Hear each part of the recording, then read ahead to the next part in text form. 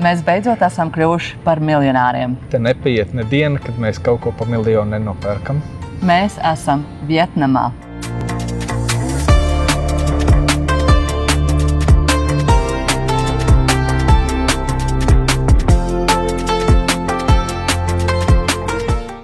Mēs lidojām no Frankfurtes uz Ķīnu. Uz Beižingu vai Pekīnu. Un tā kā mums tur bija jāgaida 13 stundas līdz nākošajam lidojumam, mēs izlēmām paņemt nelielu ekskursiju un apskatīt Lielo Ķīnas mūru apskatīt.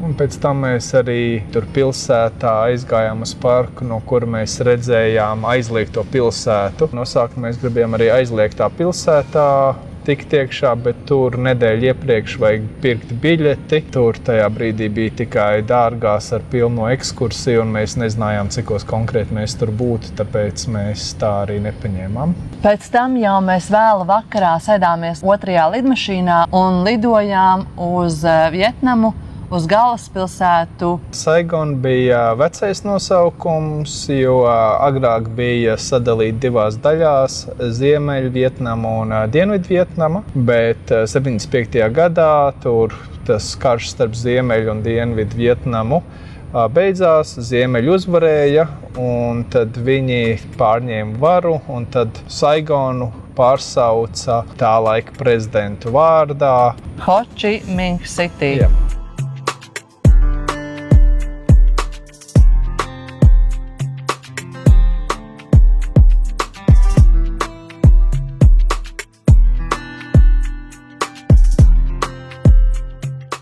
Vakarā mēs devāmies izbraucienā ar Vespu. Un tas bija tāds ļoti interesants pasākums, jo mums atbrauca 2 Vespas šoferi pakaļ. Un kopā ar gidi mēs tikām izvesti pa pilsētu un mēs nogaršojām dažādus vietnamiešu ēdienus, tai skaitā arī lecošo vistu, kas starp citu ir Varde.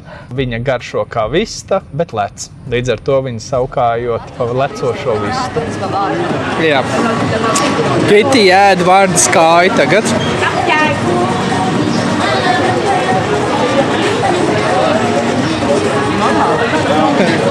Tad mājās arī varēsim sākt taisīt, ja?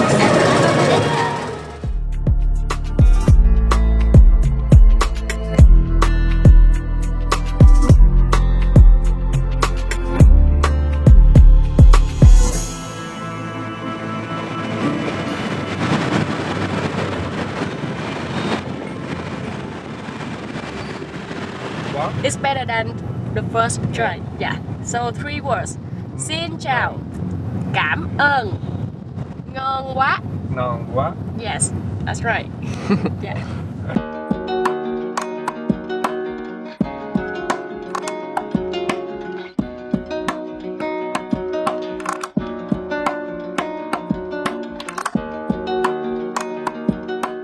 Otrajā dienā mēs tikām aizvesti apskatīt, kā tiek taisīti ķieģeļi, un pēc tam mēs braucām ar laivu pie vietējiem. Tā bija kokosriekstu ferma, un tur viņi parādīja, kā viņi no kokosriekstiem taisa dažādus produktus. Un arī tur viņi taisīja kanģu, destilēts rīsu vīns, un tur bija viņiem viens bija ar banāniem, kur, tā teikt, ielikt banāni iesūcās, un otrs bija ar čūskām un skorpioniem, kuriem tur pudelē iekšā peli čūska un skorpioni.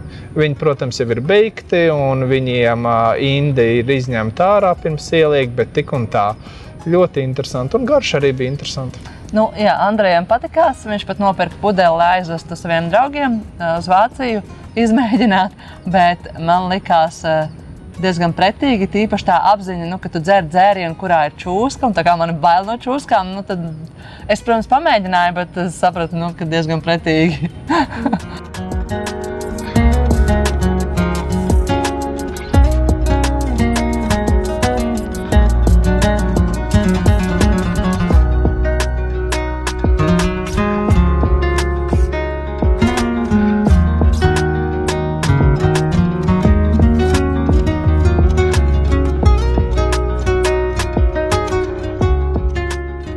Un tad vakarā mēs atgriezāmies un devāmies vēl tādā kā nelielā pastaigā pa pilsētu, divatā.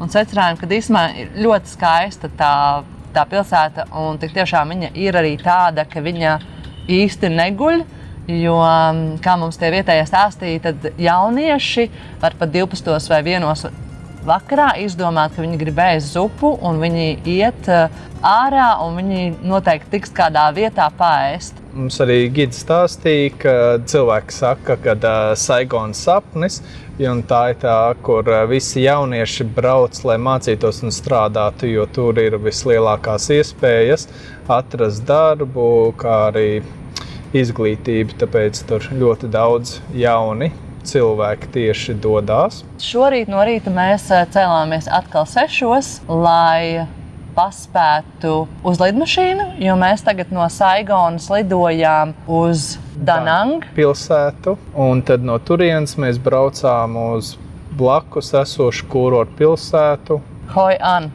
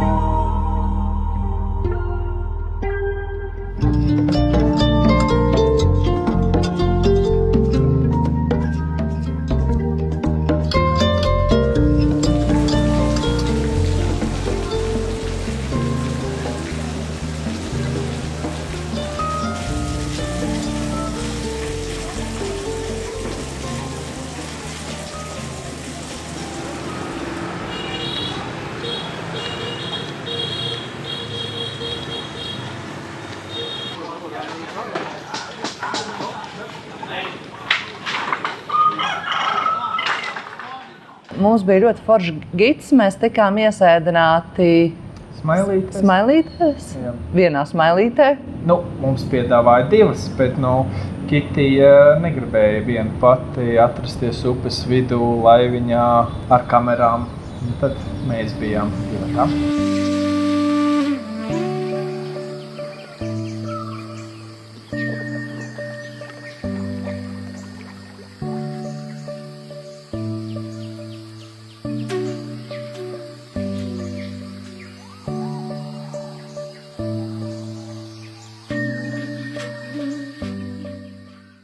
Mēs tikām aizvesti uz ciematiņu, uz zvejnieku ciematiņu, kurā vietējie dzīvo, un viņi uz šīs upes zvejo zivis. Lielās zivis viņi uzreiz pārdod, bet mazās zivis viņi liek tādās kā speciālās audzētavās un turpina audzēt.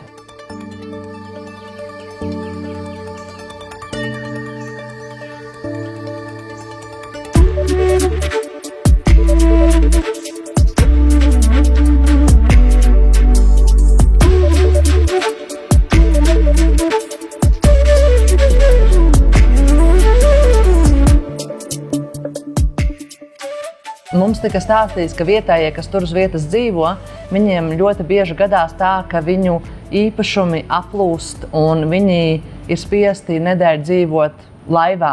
Bet gids mums stāstīja, ka viņš esot runājis ar šiem vietējiem un prasījis, kā viņi pret to attiecas, tad viņi bija teikuši, ka viņi īsti negribētu šo dzīves stilu mainīt pret kaut ko citu, jo viņi tā ir uzauguši, viņiem tāda dzīve patīk un viņi jūtas diezgan labi.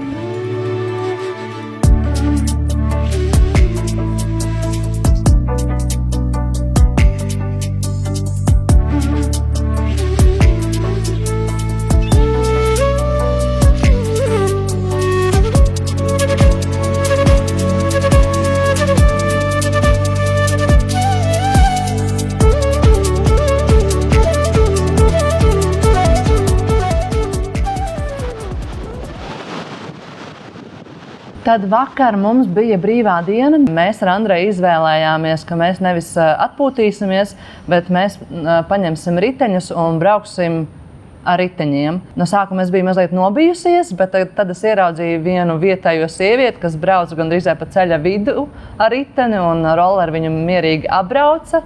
Tad es sapratu, ja jau viņa var, tad jau mēs arī varam. Un rezultātā mēs vakar nobraucām 18 kilometrus.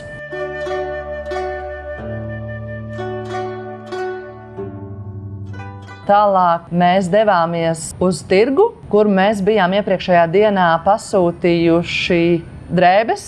Andrejs pasūtīja uzvalku, es pasūtīju 2 kleitas, kuras speciāli uz mūsu augumu šuva. Un, lai gan mums iepriekš mana tante bija teikusi, ka šeit ir noteikti jāpasūta uzvalks un kleitas, es tā kā baigi neticēju, man likās, ka mēs to noteikti nedarīsim, naudas izšķiešana, bet patiesībā tā attiecība par to kvalitāti un cenu šeit ir ļoti laba. Tā kā, ja jūs braucat uz Vietnamu, ja jūs braucat tieši uz šo pilsētu, noteikti mēs ar Andreju iesakam aiziet uz tirgu, bet tieši uz tirgu, un izvēlēties drēbes, kādas jūs vēlaties.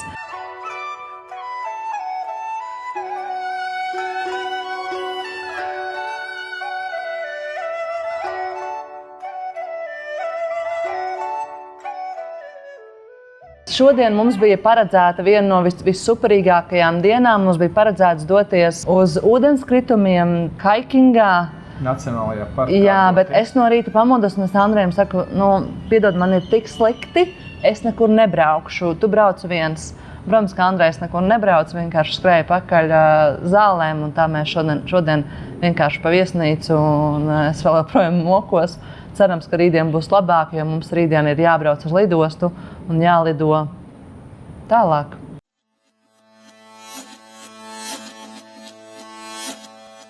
Hanoja pilsēta ir ziemeļu daļas galvaspilsēta, tā teikt, lielākā pilsēta. Pie viesnīcas mūs sagaidīja džips, kurš mūs tālāk veda uz ciematu, uz pilsētu, kurā dzīvo cilvēki, kas veido traukus no māla.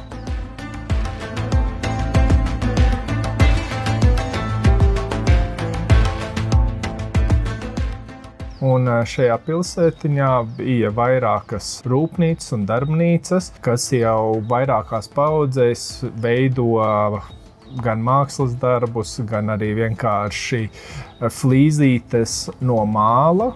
Un kā mums gids stāstīja, kad tajās rūpnīcās un darbnīcās viņi nodarbina tikai vietējos cilvēkus no tā ciemata, tāpēc, kad viņi jau pārzina to profesiju, un ja kāds no malas nāktu, viņiem vajadzētu mācīt, ko viņi negrib darīt, negrib tērēt laiku.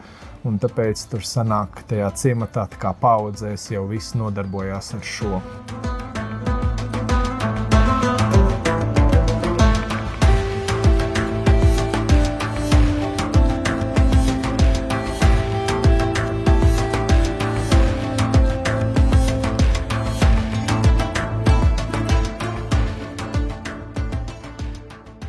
Vakarā mēs pastaigājām nedaudz par Hanoja pilsētu un devāmies gulēt, jo jau nākošajā rītā mums bija garais 5 stundu brauciens. Mēs braucām uz Sapa pilsētu, kas ir vēl vairāk ziemeļos, un mēs nemaz nebijām cerējuši, ka te būs tik ļoti augsti.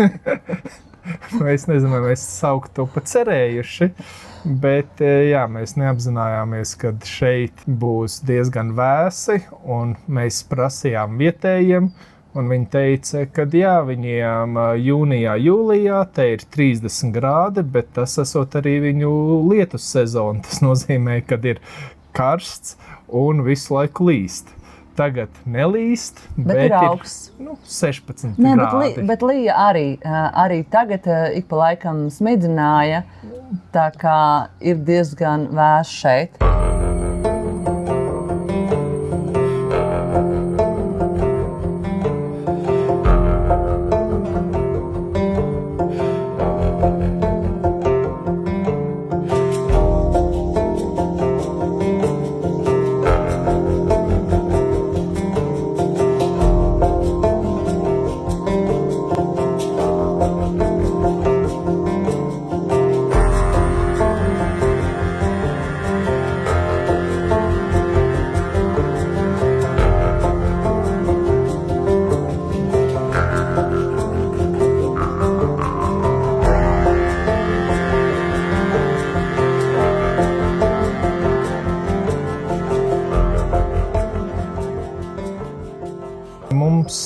parādīja un pastāstīja, kā viņi dzīvo. Un īstenībā ir diezgan liela nabadzība, jo gidi stāstīja, ka visi šie cilvēki viņi ir fermeri un viņi iztiek tikai no rīsu audzēšanas, vai arī kādus citus dārzeņus, un kad tas pietiek tikai priekš viņu pašu ģimenes ēšanai. Līdz ar to viņa pārējā laikā sievietes šeit darina dažādas lietas no rokām un cenšas šīs lietas pārdot turistiem. Ja viņām izdodas kaut ko pārdot turistiem, tad viņām ir papildus naudiņa, lai viņas varētu nopirkt kaut ko citu, kaut ko ekstra. Lielākais vai arī gandrīz vienīgais ienākuma avots ir turisti. Un tāpēc tad, kad nav sezona, tad viņiem ir diezgan grūti. Viņi teica, ka Covid laikā esot bijis ļoti grūti, ka neesot bijuši nekādi turisti. Un arī tā pati lielā pilsēta, lielā sapa pilsēta, kas šeit ir, tur arī viss orientēts uz turistiem. Tur ir viesnīcas, restorāni, tas arī viss, kas tur ir, tikai viesnīcas un restorāni.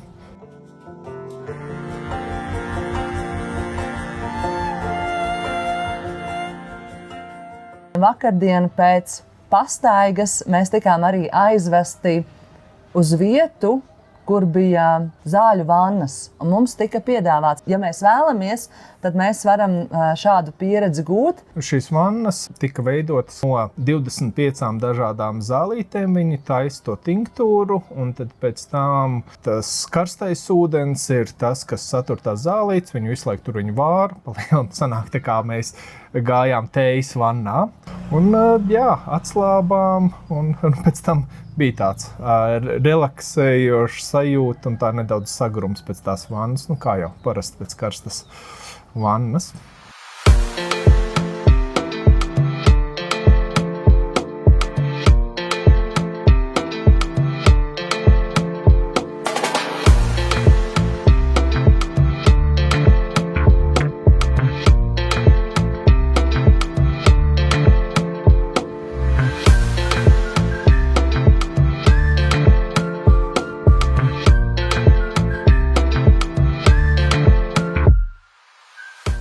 Ap pusdienas laiku mēs braucām atpakaļ uz Hanoju. Atkal brauciens bija 5 stundas garš.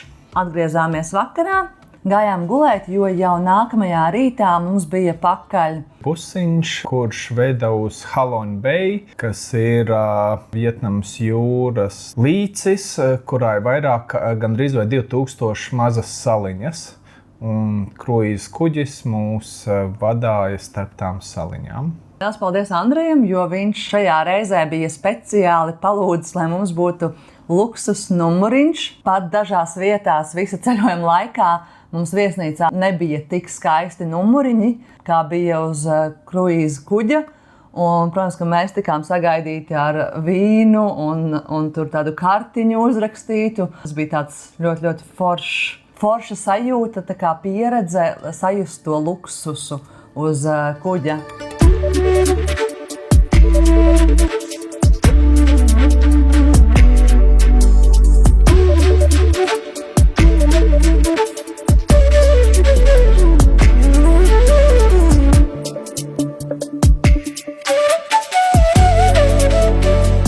Kuģis bija ļoti skaists un sakopts, un tā vieta arī patiešām pasakaina, bet tie apstāšanās punkti ļoti turistiski. Tā bija tāda mazliet vilšanās, jo izrādās tur ir vairāki tie kruīza kuģi, un visi turisti tiek vēsti uz vienām un tām pašām vietām. Un neteiksim, ka tu bija baigi interesanti vai baigi forši. Žēl, kad ņemot vērā, ka tur ir gandrīz vai 2000 tās saliņas, un kad ved tieši uz vienām un tām pašām. No otras puses, tur pa saliņu viņu sauc arī 30 kvadrātmetru lielu akmeni.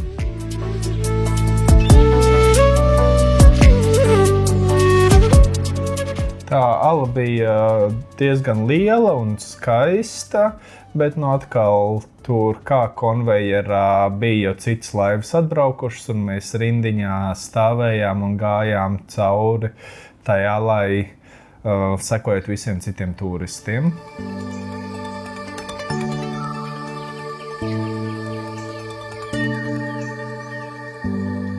Un tad pēcpusdienā mēs atgriezāmies atpakaļ šeit, Hanojā. pilsētā un gājām pastaigāties.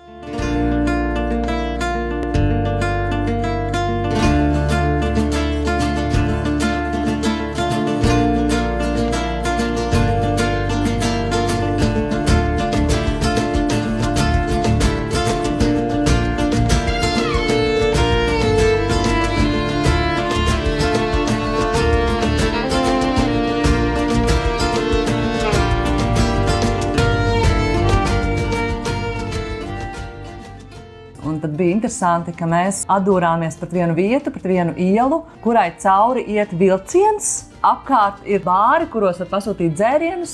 Tad mēs ar Andreju tur apstājāmies, pasūtījām dzērienu un paskatījāmies, kā vilciens brauca. Mēs bijām 2. stāvā, līdz ar to mums tur nebija tik bailīgi vai tik bīstami, bet mēs arī nofilmējām, nofotografējām, kā cilvēki, kas sēž 1. stāvā, kur vilciens brauc un burtiski viņi pat var pieskarties pie vilciena, viņam braucot garām. Eiropā tā neatļautu.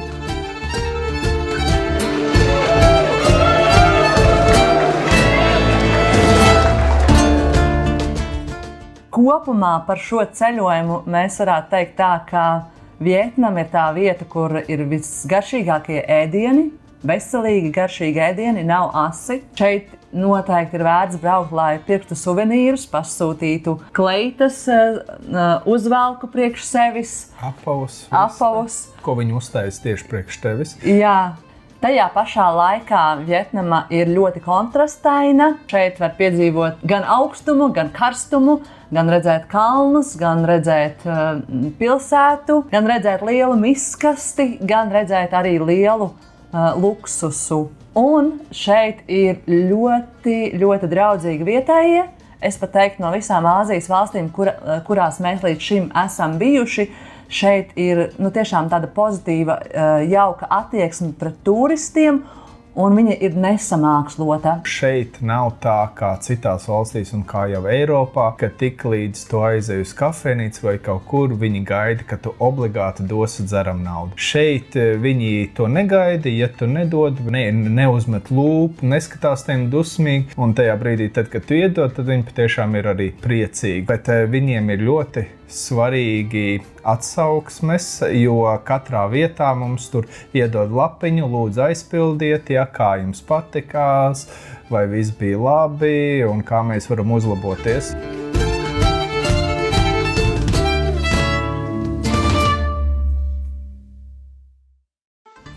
Tā.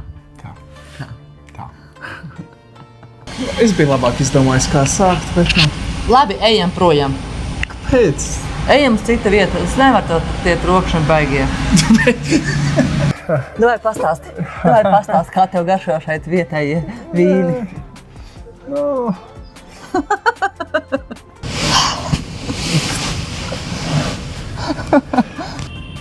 Kur mēs esam? Sapratu, visu tāpat tu nevarēši ielikt, vai ne, to visu garo prenteri. Tāpēc teicu, ka es gribu, lai taisam vairākus video, nevis vienu, kur var visu kārtīgi pastāstīt. Nē, man ir mans stils. Es domāju, tu uztraucies, ka tev zem svārkiem redz.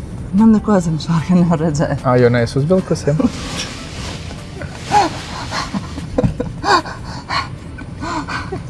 Tu uzvilki? Jā. Tad labi. Ko es daru? Es neko Tu neredz par to, ka man es nevaru saņemties. Jā. Nedrīkst. Kur mēs esam tagad? Mēs beidzot esam miljonāri. Mēs beidzot esam kļuvuši pa miljonāriem. Šitas viss ir man jāsaka, jo tu pēc tam pasaki visas tās gudrās lietas. Es teicu, neko nezinu gudro, tāpēc. Tā ir tava vaina. Es tev teicu, ka es bez tevis nevaru iet iepirkties. Man uzreiz vietējie notirgo. Redz, kur atlaidīt, paņem 10 buņģiņas, 11 tā pa brīvi. Es esmu gudrs, bet man vajag sievu, kas man attur no muļķību darīšanas. Labi, teikt, mums ir wrap-ups par kopumu. Pie viesnīcas mūsu sagaida. Tur magnētiņus, rokas sprādzes. Magnētiņu svēta lieta, Andrej. Jā. Kolekcionēji. Rokas sprādzes, čūsku vīnu. 6:30 tikai brokastis sākās. Mums vajadzēja kaulēties, lai mēs dabūtu kaut ko uzēst. Tev kā tik brokastis dabūt? Ēdiens ir svarīgs. Man tikai tas, kad atkal sievas un te vīrieši to skaidra. Bet savādāk, jā. Mēs esam miljonāri. Jā. Ko tas, kad viņai kaut kādīgi velk visu laiku uz tām vīriešu. Man ļoti vajadzēs, neskatījos. Kas tur? Laikam es. Jā, nekas tur. Oh, kas tas ir? Jo tu vairāk man tā virsū skatīsies, ja es vairāk smiešos. Beidz. Hei. Un tā. Viss.